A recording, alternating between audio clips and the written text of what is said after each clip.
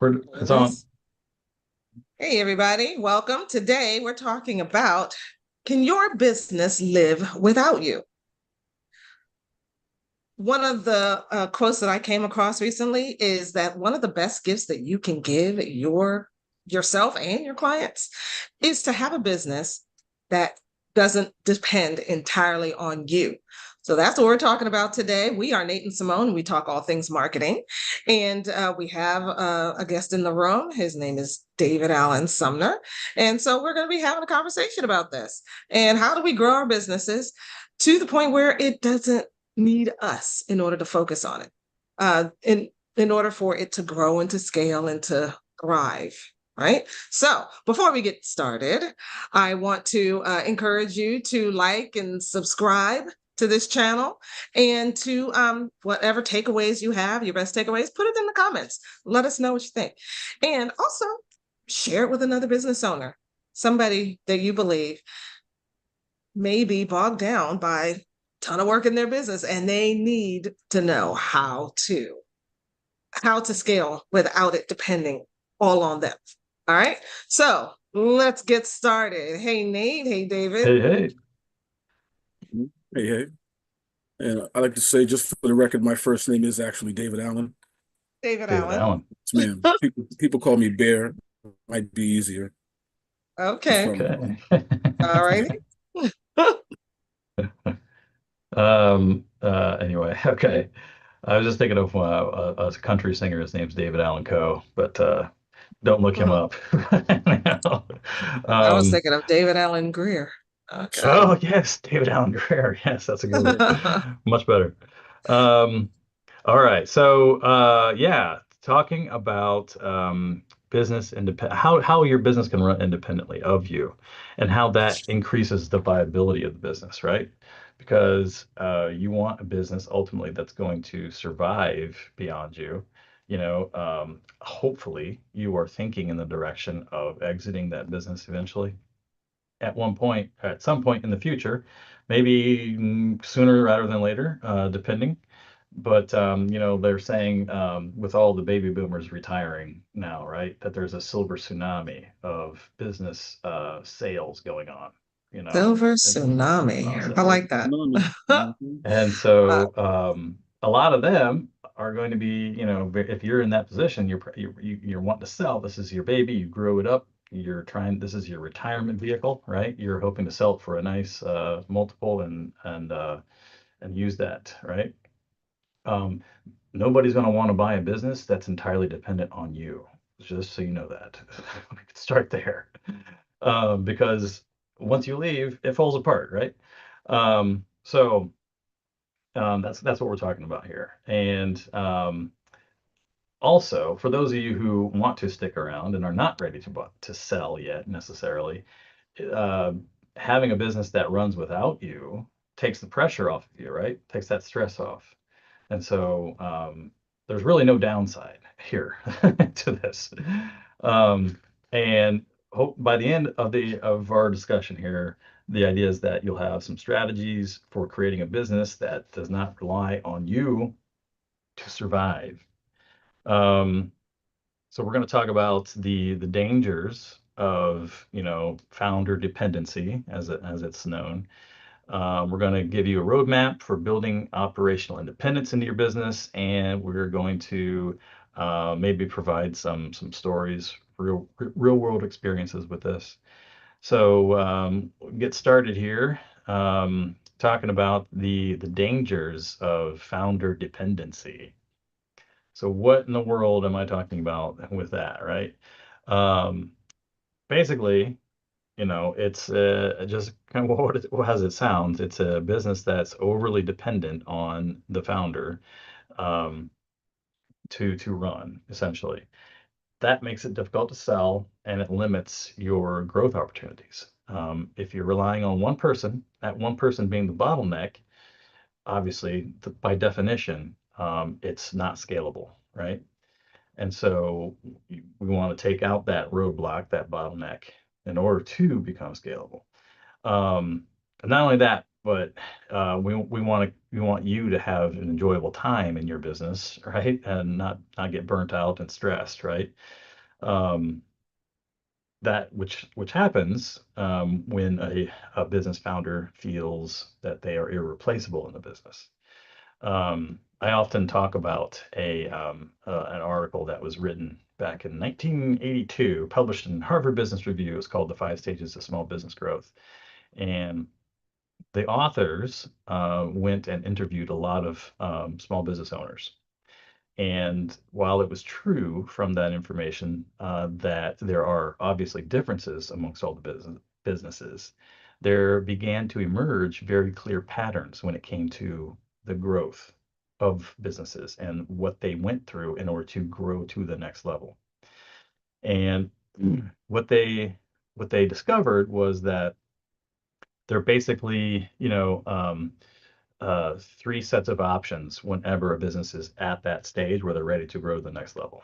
And you either, you know, succeed and grow, or you plateau and slowly decline, or it fails. Those are your options.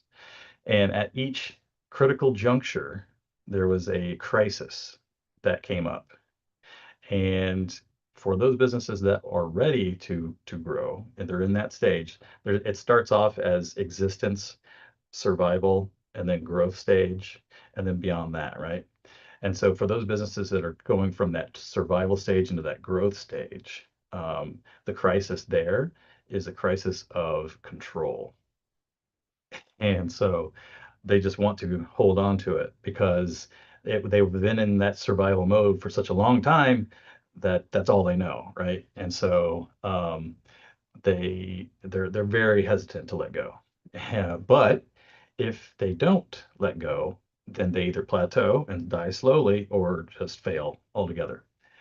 So their only option there is to delegate, step back, and relinquish control, and not become not stay, remain as the bottleneck, right? So that's what we're talking about.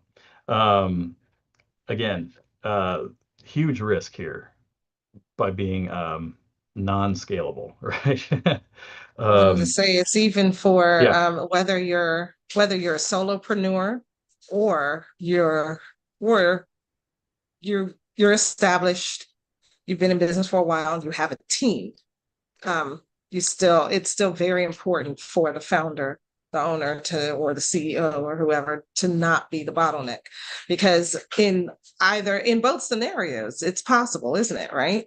If you're the solopreneur and you don't delegate to a team or delegate to your tools, now that we have AI agents that are able to take some of the pressure off of us, um, you know, automation tools, that kind of thing. Um, if you don't do that, then your business can't scale. You can't grow because it all depends on you. And you're asleep for a third of the day. At least you should be, to be in optimal condition, right? And then if you're more established and you have a team, if they can't make a move without you making the decision, then you're the bottleneck and nothing can happen without you. So it's a problem in either scenario. yeah. And I, one of my clients, the thing that he said during our discussions, one of the things that he said was, nobody's going to run it like I've run it, talking about his business, right? And that is kind of the mindset that we're talking about. A lot of business owners think this way. Nobody can run it like me. And so I have to be the one that does all the things, right? But that is an error in thinking. While it may be true that they're not maybe going to be 100% exactly as you would do, even if they get to 80%, 70%, that's still pretty darn good, you'd have to admit. And if you get several of those that are at that 70 to 80, level, now we're cooking with grease here, right? Like this is something that could be doable. Um, and again, the same guy, he wanted to sell his business for retirement, And he's thinking a lot of things about like avoiding debt, bankruptcy, and that kind of thing. And uh, ultimately, he's got into the position where he was questioning whether all of the stress is worthwhile. And right now he is at a stage, critical juncture in his business where he's got to make that decision where he wants to continue on and can find the right people to help him get there or fold. So it's They're very both bears out in interesting. reality here. Yeah. Yeah. When I first started in business, I kept hearing this advice: start with the end in mind. Yes. What do you Yeah. want to have Absolutely. happen Stephen Covey. Yeah. when you're ready to, Yeah. when you're ready to leave and the business is not, you're ready to walk away from the business. And it's so crazy because at the time I'm thinking, I would never want to walk away. This is my baby. This is my business. I'm starting it from the ground floor. It's got my name on it, Oh yeah. all the rest of it. Yeah. But there will come a time when yes, you're gonna want to walk away. Um, so what do you want to have happen? Do you want to sell it? Yep. Do you want to pass it down to your children? Do you want to just fold it and you know, what do you want to have happen? And so you have to think about that even from the very beginning Hmm. and think about what's going to happen when you're not there to run it. Yeah. And setting yourself up for success later on, I think, is the key there. Um, so talking a little bit about building a sellable and scalable business, long-term objectives, like Simone just touched on, creating that sustainable um, operation in the business that's independent of the founder's day-to-day involvement is the key here. Um, and preparing the business for the potential sale is something, you could talk to business valuation experts, and that's one of the things that they're going to tell you is, how dependent is the business on you, that's one of the things they're going to be looking at, right? It doesn't really show up necessarily in like the numbers. It's hard to quantify how much a business owner is the bottleneck in the business, but you can maybe compare one business to another in the same industry and start to see it that way, right? Um, it may be true that the business has a bottom line revenue that a buyer is looking for, but I guarantee you that they're going to want to know, can this business stand on its own legs, right? Um, and one of the things that I always talk about in my consulting with clients is this idea of the viability and building a viable business.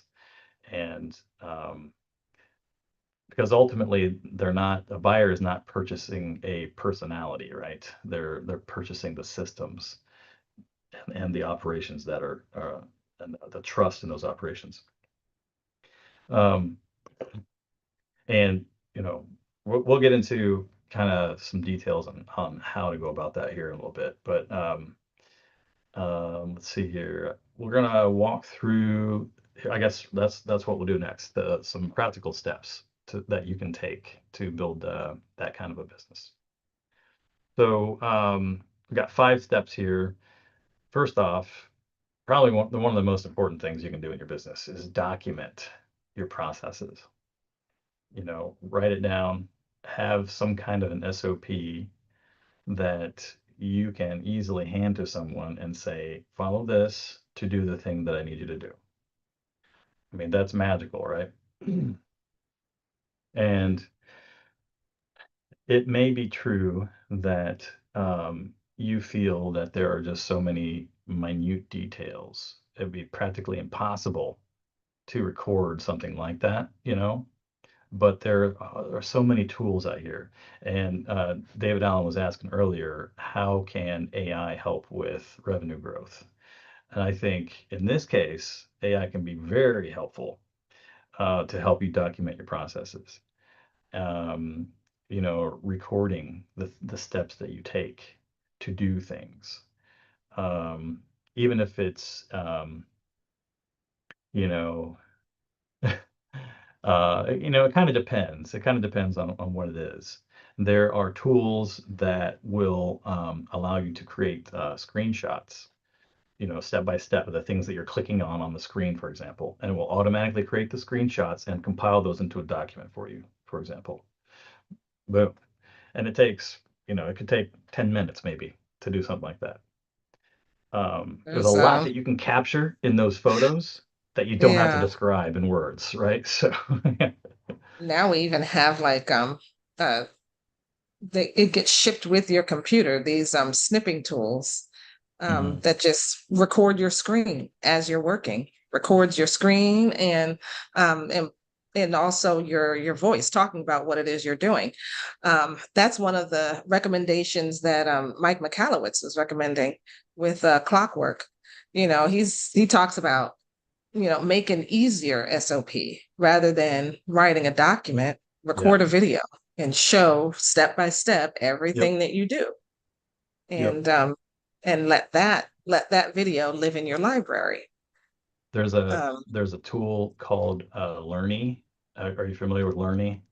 mm-mm. I think it's learny.io, if I'm not mistaken. Or no, it's not. I'll find it and put it in the comments. But it's called Learny, and what it is it allows you to create institutional knowledge. So Mm. you have a base for your company, and it's like $10 a month per user. It's super cheap. But you create little educational videos, little snippets that show you doing something, and then those get saved to the cloud space and it's accessible by anybody on the team. And so Mm. all of a sudden you can build that up over time, how to do this thing, how to do this thing, how to do this thing, and it's all there recorded, right? And it just becomes part of the collective knowledge. Again, using video, that way you don't have to write everything down and, intricate detail documenting this. Now, there are some things that you have to do, again, depending on the size of your business, where you're probably going to have to write stuff down, maybe for legality's sake. I'm not 100% sure about all that, but in which case, there's a tool called whale.io, and whale.io allows you to write things down. And the thing about that is, though, whale.io, it's super handy, super easy. They have tons of templates that you can use, but you pay to house them on their in their online server space or whatever. But the upside there is that it's all always in the same space, and anybody can on your team, you can give access to whoever you need to, right? But so there's tons of stuff like that out there that you can use that are Yeah. built to specifically, but it could just be as simple as creating a Notion database and just documenting stuff in Notion using your video recorder. Zoom has a video recorder. You can make clips. There's all Absolutely. kinds of stuff. Hmm. Step number 2: delegating key roles.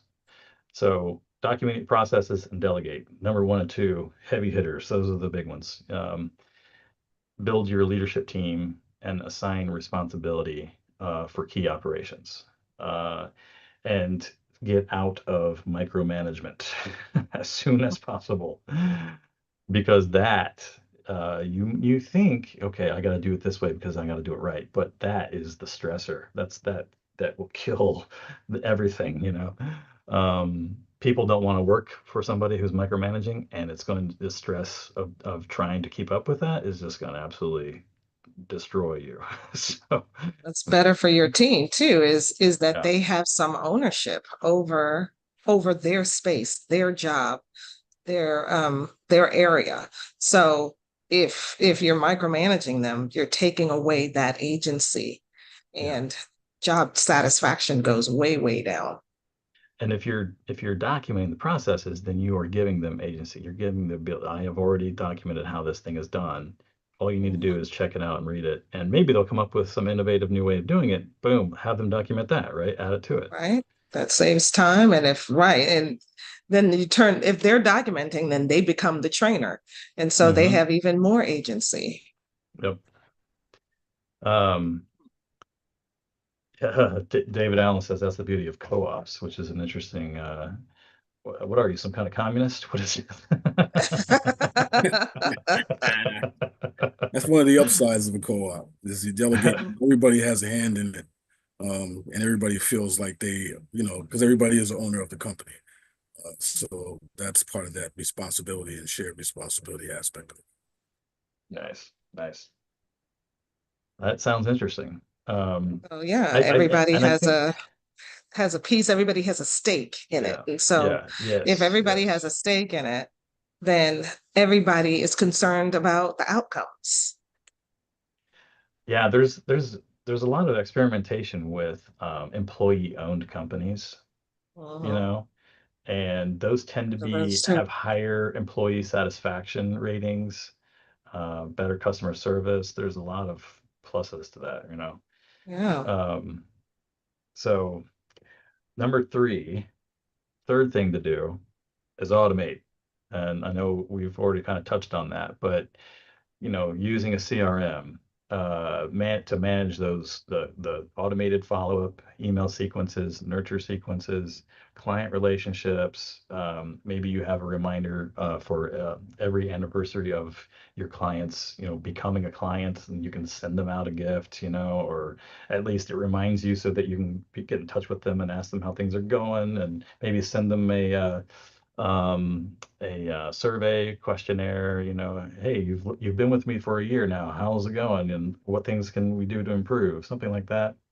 um, there's all Track kinds where of they things you can are do. in the process, track the Yeah, pipelines. So when you're yes, sending them yes. messages, you're sending them specific messages about where they are. You may be trying to get them to move from one stage. You can track and see like, oh, this person has been in this stage for 2 weeks, 2 months, 2 years, you can track all of that using a CRM, and then you're able to as you're tracking, then you're able to actually figure out like what to do to move them.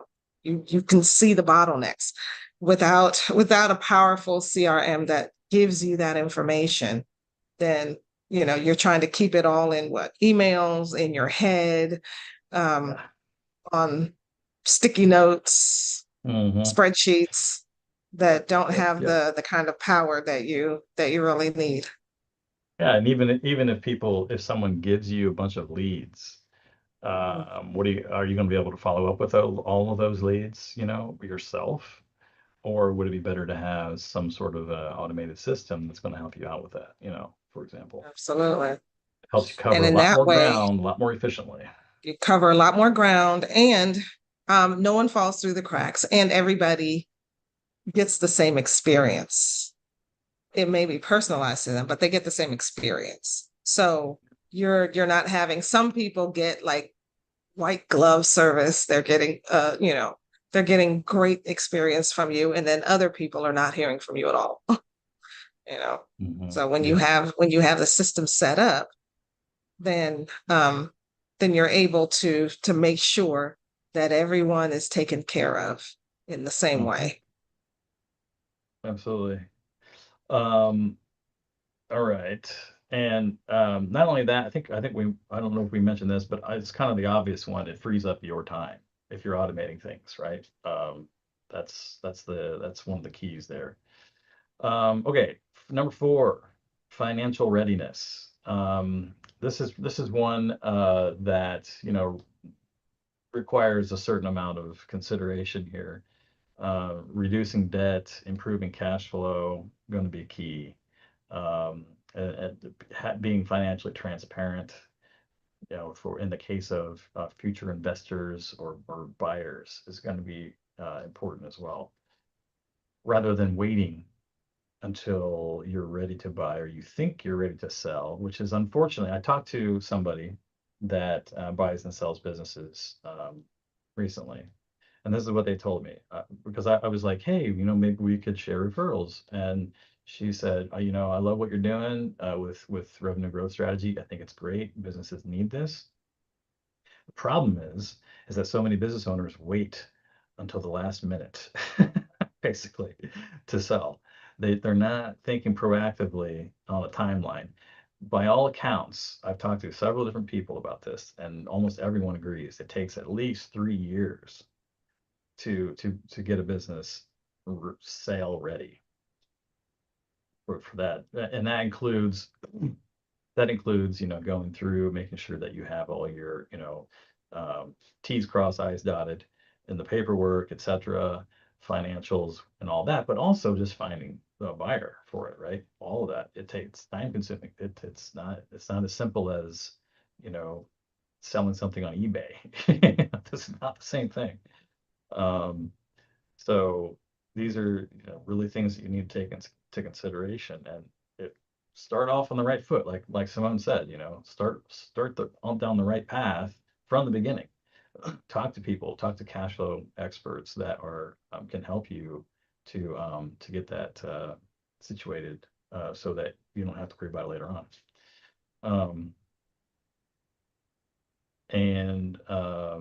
Simone, you got anything on that one? No, just what I said before.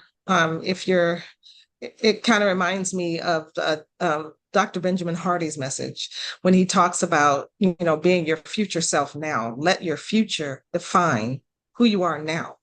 So Yeah.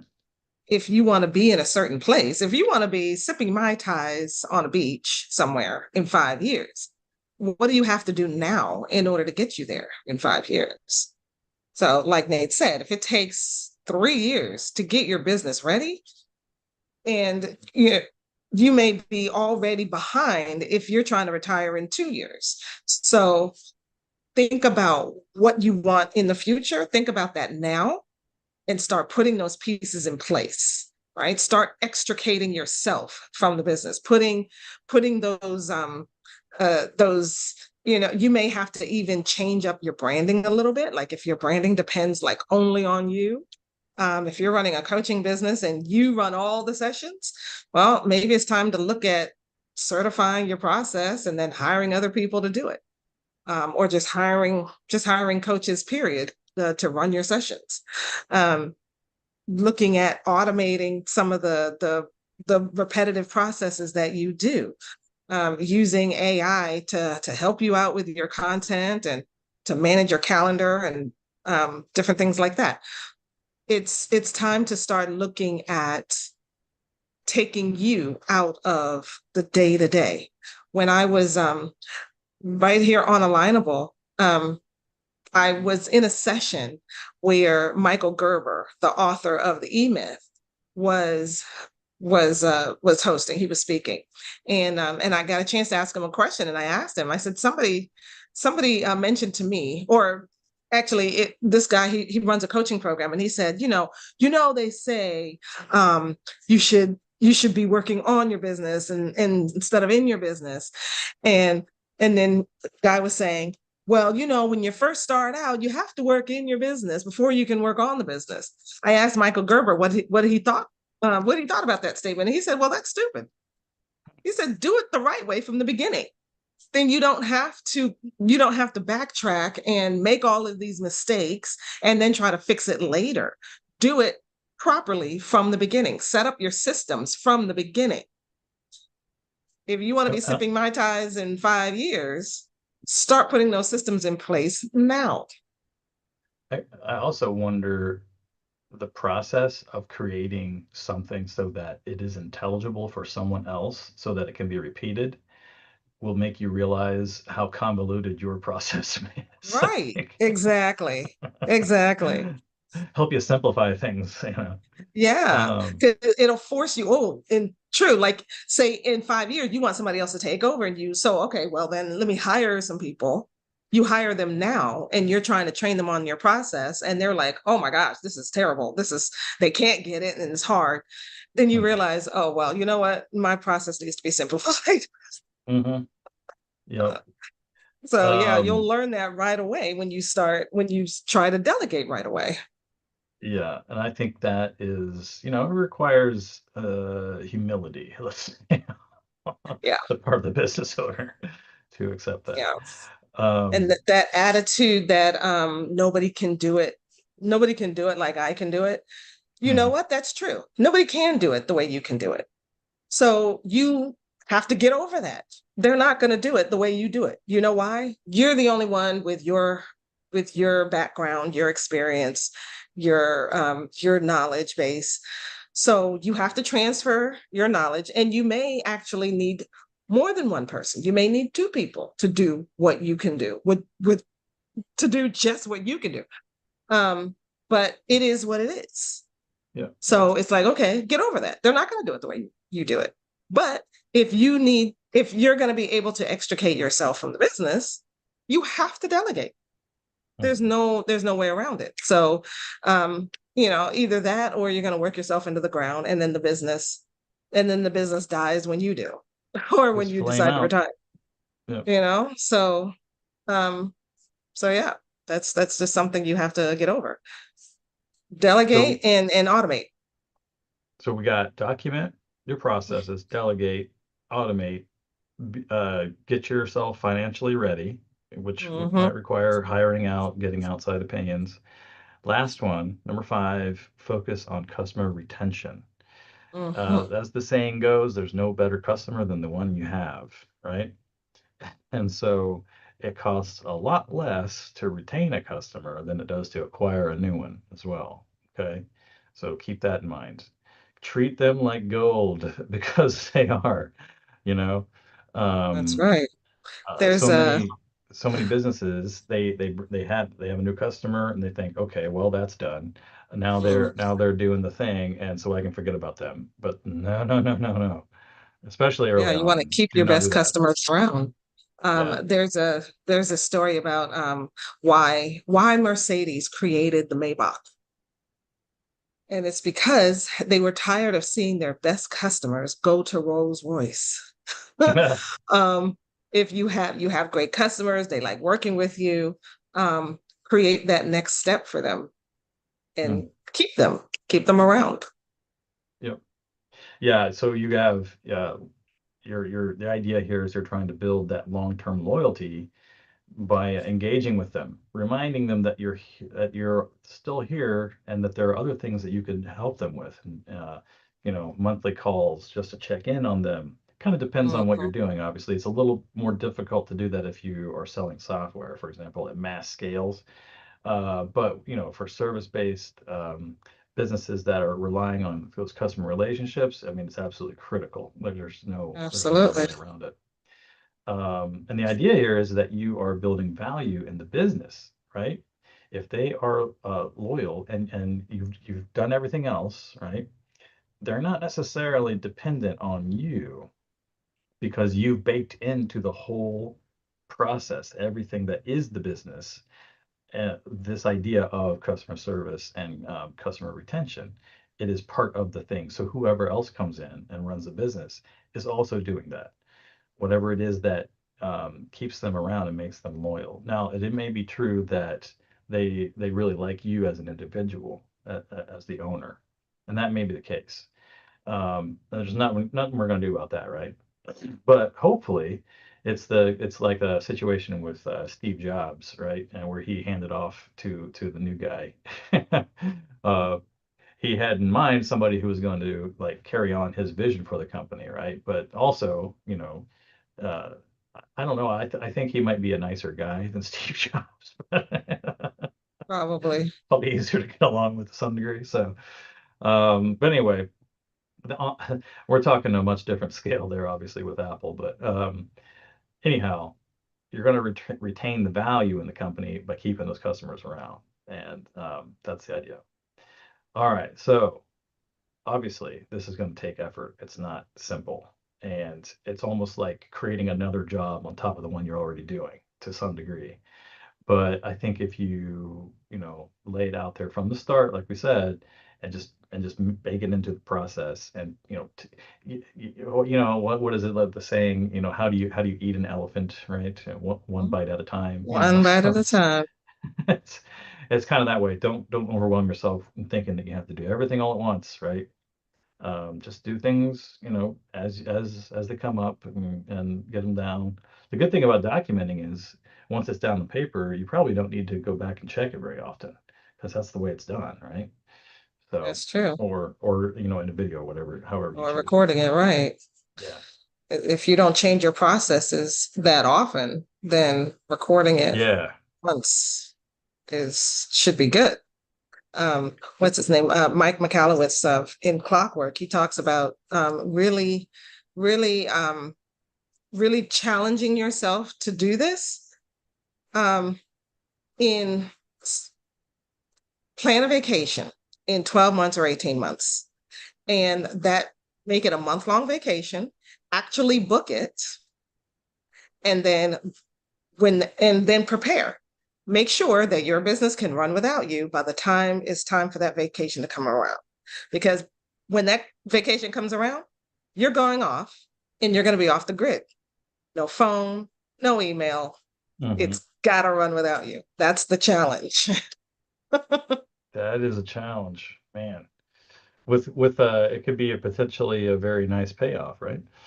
Yeah. And of course, you're going to be sitting there chomping your Right. fingernails, You're wondering biting about the down whole your time. fingernails and oh my gosh, what's happening? But you realize, okay, nobody is called. And then when you get back, there may have been some problems, but the whole thing didn't go up in flames, right? And so you fix the problems and then you go on another vacation. And when that happens, that is then you know you're onto something, right? Yeah. Um, yeah. So His I think we kind philosophy of is there are people out here who don't want to be entrepreneurs. They need jobs. And if you're working in the business, you're taking a job away from someone. you've just created a job for yourself You created your own job, rather but than you didn't creating a want a job. You business, started a right? business. Yeah, there's a difference. You're taking a job away from somebody who really wants a job. Oh, wow. Um, That's a different way of looking at it. yeah. Simone, you touched a little bit about the emotional aspects of stepping back from the business and about the fears that are involved there. And obviously, there's also doubts. So let's talk a little bit about some of those. So going back to the original statement, nobody can run it as well as me is one of those fears, right, that the founder may have. And obviously, as we've been discussing, that leads to a lot of, holding on and not relinquishing and not delegating. Um, and a lot of that comes from, as I mentioned earlier too, that survival mindset. I talked to somebody, they were talking about, early on in their business, and she said something along the lines of, was I thinking of strategy at that time? F no, she's from New York, so I won't blush. F no, I was just trying to survive. But A I thought lot it of was us hilarious. It are. was like perfect, but it's so true, like so Yeah. many business owners, that is, if you've ever run a business, Just in you've been survival there, mode. you know it. Um, I think too, when the business gets a little bit bigger, um, then I think there's also probably this feeling of needing to be needed. And, if I step away, um, and people are going to need yeah, me. I can't step away. They need me. I have to do yep, this. I have to do that. yep, It's like, actually, no. It's so funny when I would leave jobs in the past, and I would walk away thinking, oh, they're going to be calling me because they don't know how to do this, and they don't know how to do that. And yeah, then I don't get any calls, and I realize, you know what? I'm not indispensable. yeah, yeah, They yeah, can't actually run this without me. yeah. And whatever I they don't know, they'll figure it out. Yeah, one of my corporate job I had before venturing out on my own, that was one of the ways that people held on to they created their own, what is the word for it? Job security, Hmm. because they were the only ones that knew how to do that thing, and they didn't tell anybody else. Because they knew that if they did, then it would make it easier for them to let them go, right? And so Right. unfortunately, you had some really rotten people hanging around because of that. Ugh, that's what you get I with the larger companies, I think. But Yeah, uh, I think what has to happen in businesses is that, you know, you tell your people, okay, yes, we duplicate, what do you call it? Document your processes, document your job, what it is you're doing, not because we're trying to replace you, but because we want you to be able to take that month-long vacation and be off the grid. And when you come back, the Yeah. person who was doing it is going to step away and you'll be back. And they won't do it exactly the way you do it because you are you, but it's not about replacing you. You're a valuable member of the team. We don't want to replace you. We're just, everybody hits burnout. Everybody needs a vacation. Everybody needs a rest, right? And so we want you to be able to take that rest without worrying that everything that you do is going to fall apart. And you know what? That kind of attitude, it comes from the top. If your team members are scrambling around and hiding and hoarding things because they don't want anybody else to know how to do anything, then that's an attitude that's come from the top. And you have not given your team that security. They don't feel like they have security. They feel like if I step away and somebody else takes us over, then they feel like I'm just going to get fired. The company is going to be like, oh, well, Irreplaceable. we were Yeah. able to do this without you for a whole month. We don't need you. Mhm. So goodbye. Which is unfortunate. What is happening with AI, David Allen? In Yeah. a lot of cases, unfortunately, that a lot of businesses are letting people go because they realize that AI can do this thing that this person did because it's process oriented, and Yeah. AI can easily do that kind of stuff, right? But there's a lot of businesses that are having buyer's remorse now because they realize that AI makes mistakes. Does. It makes mistakes And and it, can it be needs expensive human mistakes. oversight. Yeah. Right. Right. It needs human oversight.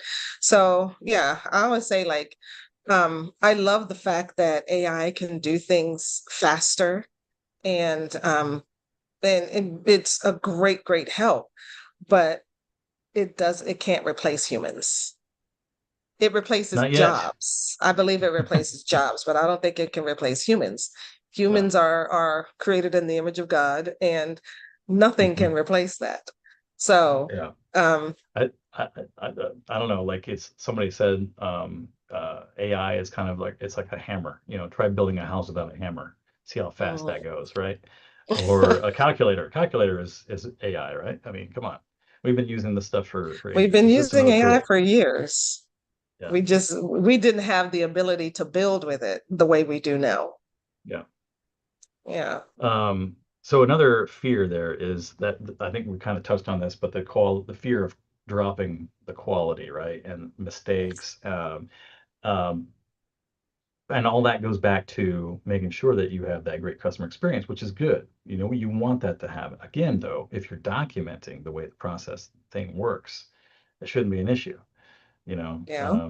So, and And then even practice your documentation. Once you document it, then get somebody else who's never done the job to follow your documentation. mhm, See if they yeah, can do it. yeah, If it's not done test it right, out. then you've missed something in your Yeah, documentation. yeah. AI could help you here too, because AI is good at being an objective observer.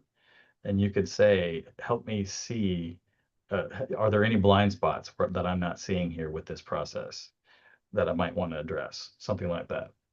That could be very Absolutely. useful in that case. Um, another fear is, this business is me. This is like I am the business. Like this is part of my identity now. And if I step away from the business, do I lose that part of me? Like, who You am I know? now? Yeah. Yeah. Am I what yeah, exactly. Who am I? Is that Which a is is that a problem for a therapist at that point? business therapist. Yeah. Yeah. I think there's a strong market there. For something like that, it may be the case. And it's just one of those things where, you know, um, take thinking about having that goal in mind, taking your time to step away from it and to kind of ease yourself down, right? by like, and you said by taking those vacations, extended vacations, right? Just to test it out and see how you feel and work your way through it. I think that's beneficial and can help you. So it's not all at once. It's not a huge personality crisis and a shock in that case, you know, you're kind of stepping your way down. So that might be useful way to approach that. Um, so let's see here. Yeah, like I talked about my client earlier, where you know, he wanted to get it retire from the business and sell the business in 3 years was the idea, but he was having problems, you know, being financially stable, right? And and having the processes documented in the business and to make it something that somebody would actually want to buy, right? And he was uh, extremely emotionally hesitant, I think, to a certain degree. But in his case, I think though he was really motivated by the idea of getting out and having selling it for a good price, and so he was okay. I think I don't think he was too attached to the idea of like I don't think that was going to be an issue for him necessarily, but he wanted that freedom, right? And to get as much value out of it as he could. Um, so you know, it just kind of depends. Some people have different approaches and different investments into their business emotionally in that case. Something else I to think that's consider why here too hobbies need is to come into place. having that mindset shift. So you, instead of relying on yourself as the source of all knowledge of the business, it's a mindset shift to, you know, putting that out there, documenting it. You know, it really is, you know, a different way of thinking about things, you know, and giving leadership control to um, other individuals as well. You know, all of that is a mindset shift. It's taking you out of the business and not, you know, it's just I think it's a difference between being at the bottom and looking up at the mountain versus being on top of the mountain looking down, right? I think that's you've already reached the top of the mountain. You've built this thing, and now you can see everything underneath you for what it is. And it's all documented, it's all laid out, right? I think that's where you're trying to get to. Um, again, delegation here is key. That's actually not you're not surrendering, you're not giving up necessarily. It's actually it's empowering because you're putting that off onto somebody else so that you can think about other things. You know, it's really difficult for a business owner to think strategically about their business and how to grow their business if they're stuck in running the business. This is the key, you know. That and this is why I talked about earlier, the businesses who are in that growth stage and ready to grow, they have to delegate because that frees up their bandwidth so that they can actually um, think about things strategically, right? They're not giving up. You're not giving up. So, you know, Yeah. you're just going to a new stage. And Kind of like then that part of that mindset is um, like also, seeing I the think, business as a oh, separate entity. Simone, you're not coming through. Oh, Minute. Hold up. Can you hear me yep, now? not hearing you. I, Oh, I am I was not hearing hearing it anybody? fine. Nate, yeah, I was hearing it fine, Nate. There we go. I don't know what Okay. happened. Well, Is that, can I hear you now? yeah. Hello. Can you hear me? Okay, there we go. Yes. Yeah, now I can hear you. I don't know what happened. My headphones just messed up. But anyway, The so headphones went out. Okay. um yeah, so and uh, being independent um of the business is an opportunity. I think is key. Think of it that way. It's an opportunity to build a legacy, you know, and to leave something behind that continues to run when you're gone, when you're no longer there. So That's anyway, one of that's my favorite things to talk about is using a business to create generational wealth and generational legacy. If you're in it day to day and it all depends on you, you don't have headspace really to even think about the future, think about the next generation, think about um, who you're going to pass it on to, what is it going to do for your family and for your community. It's just all about grind, grind, grind, hustle, hustle, hustle. And where's the legacy in that? Yeah, you look up and all of a sudden, 20 years have gone by and now it's time to retire and um, you have not taken the opportunity to extract yourself. And now what? It's going to be trying to scramble around to try to get as much value out of it as you can, while the entire time you could have been building value into the business rather than waiting for the last minute, Um, so I guess in this case, being truly independent means you're turning your business into a system-driven machine and not personality-driven operation. So that's the difference. All right. So let's we need to, I think we wrap things up here. But so let's do a summary, closing, closing us So, out. Conversation. um, well, yeah. So what did we talk about today? We talked about businesses that are overly reliant on their founders are at risk of stagnation and burnout. It happens every day. And so what do you need to do about that? We need to have some independence between the founder and the business. Otherwise, you won't be able to scale. So that independence from the founder is the key to building value and scaling successfully. And putting in place things like documenting your processes and delegating to trusted team members help transform your business into a thriving system. And then I would also say documentation, delegation, and we talked also about automation. So all of that comes together to help you to build a business that is it's not just run on you, it's a thriving system. I remember Ken asking us this question. Ken is our mutual mentor. He asked us this question one day. He said, "What is a business?" And I said, "Well, it's a group of people who will come together to make a profit, right?" And he said, "No, a business is a system, and the people run the system. Without the system, you don't really truly have a business. You may have a job, you may have a job, but it's not a business. If you want your business to be successful, it requires strategic methods and the courage to trust others and to trust the systems and trust the tools and automations." So Yeah. Who knew running a business took courage? I know, right? I'd like to add something if I may. Yeah, Um, sure.